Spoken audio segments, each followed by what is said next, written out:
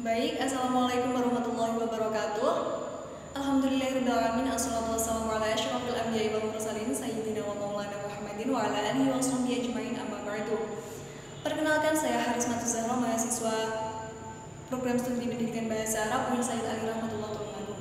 Nah, pada kesempatan kali ini kita akan membahas tentang Al-Quran sebagai mukjizat. Pastinya teman-teman pada minggu lalu sudah belajar ya tentang apa itu pengertian Al-Quran dan konsep dari Al-Quran. Ada beberapa pendapat yang mengatakan bahwa Al-Quran merupakan bentuk kata dari qira'ah Qur'anan ay al-maqru', yaitu sesuatu yang dibaca atau bacaan. Yang kedua mengatakan bahwa Al-Quran merupakan bentuk dari kata qira'ah Qur'an ay al-jam'u, yaitu sesuatu yang dihimpun atau yang dikumpulkan. Dan yang ketiga yaitu Al-Quran bukanlah bentukan dari akar kata apapun, ay isim murtaja. Sedangkan menurut istilah Al-Quran merupakan kalamullah, al-kitabu al-mu'jizu al-munazzal ala nabi sallallahu alaihi wasallam biwasilati Jibril alaina litawatur al-muta'abbad bitilawatihi. Nah, selanjutnya pengertian mukjizat.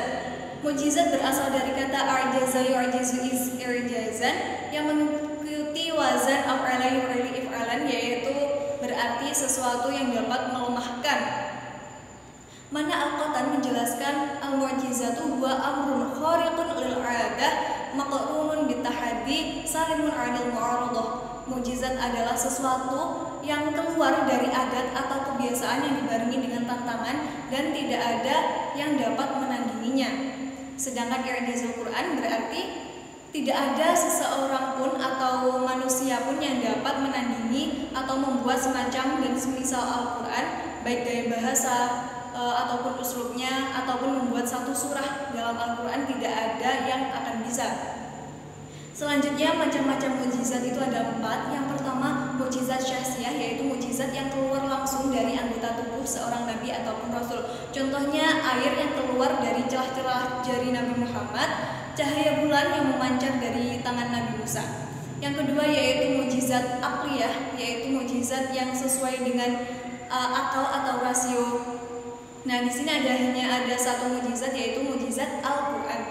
Yang ketiga yaitu mukjizat kauniyah, yaitu mukjizat yang berkaitan dengan peristiwa alam. Contohnya Nabi Muhammad yang dapat membelah bulan menjadi 2 dengan tangannya, Nabi Musa yang dapat membelah lautan merah dengan tongkatnya. Yang keempat yaitu mukjizat salbiyah, yaitu mukjizat yang dapat membuat sesuatu tidak berdaya. Contohnya yaitu Nabi Ibrahim yang dibakar oleh Raja Namrud tetapi tidak mempan. Selanjutnya mengenai aspek-aspek mukjizatan dalam Al-Quran itu ada 3. Yang pertama yaitu i'jaz ilmi atau kebahasaan. Al-Quran itu terjaga gaya bahasa dan uslubnya, tidak ada seorang pun yang dapat menandinginya. Bahkan sejarah mencatat bahwa puncak kejayaan bahasa itu ada pada saat turunnya Al-Quran. Nah, yang kedua ada i'jaz ilmi, yaitu semua ilmu di dunia ini terangkum dan ada di dalam Al-Quran. Yang ketiga yaitu ada i'jaz tasyri', yaitu Al-Quran itu memuat tentang syariat-syariat, akidah-akidah dan ketauhidan kita kepada Allah Subhanahu wa taala. Selanjutnya yaitu faktor historis kemukjizatan Al-Quran, yaitu yang pertama keyakinan bahwa Al-Quran itu terjaga kemurniannya yang terhimpun dari mushaf-mushaf yang hak dan dibawa oleh Nabi yang benar pula.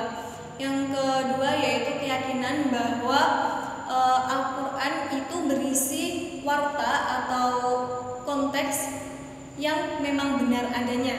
Dan yang ketiga yaitu keyakinan bahwa tidak ada seorang pun baik kafir maupun musyrikin yang dapat membuat semacam atau semisal Al-Quran.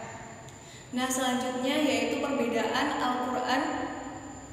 mukjizat Al-Quran dengan mukjizat nabi-nabi terdahulu. Yang pertama yaitu nabi-nabi terdahulu itu hanya mempunyai mukjizat secara hisiah atau fisik dan terjadi pada satu waktu tersebut, sedangkan Al-Quran bisa kita rasakan sepanjang masa. Nah, yang kedua, mukjizat para nabi terdahulu itu fokus pada penakjuban pemandangan, sedangkan Al-Quran itu fokus terhadap pembinaan hati dan akhlak dari umat manusia. Selanjutnya yaitu mengenai tahapan dan bentuk kemukjizatan Al-Quran. Yang pertama yaitu Al-Quran menantang manusia gaya bahasa atau uslub semacamnya. Tapi tidak dapat dipungkiri pula bahwa tidak ada satupun manusia ataupun apapun yang dapat menandingi kemukjizatan dari Al-Quran ini. Nah, selanjutnya yang kedua yaitu tantangan kepada umat manusia untuk membuat 10 surah saja dalam Al-Quran, semacam Al-Quran. Itu dalilnya a'udzubillahi minasyaitonirrajim, bismillahirrahmanirrahim. Am yaquluna iftarah qul fa'tu bi'asyri suwarin min mislih.